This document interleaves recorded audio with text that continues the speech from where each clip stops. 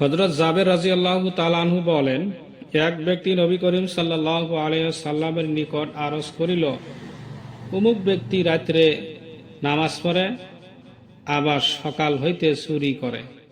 নবী করিম সাল্লাল্লাহু আলাইহি ওয়াসাল্লাম বলিলেন, তাহার নামাজ অতি শীঘ্রই তাহাকে এই খারাপ কাজ হইতে ফিরাইয়া আনিবে। হযরত সালমান রাদিয়াল্লাহু তাআলা আনহু বর্ণনা করেন যে রাসূলুল্লাহ সাল্লাল্লাহু আলাইহি সাল্লাম ইরশাদ করিয়াছেন, মুসলমান যখন উত্তম রূপে ওযু করিয়া 5 ওয়াক্ত নামাজ আদায় করে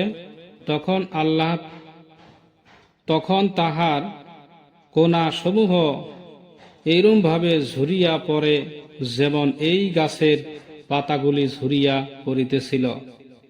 এতপর তিনি কোরআনের পাকের এই আয়াত তিলাওয়াত করিলেন।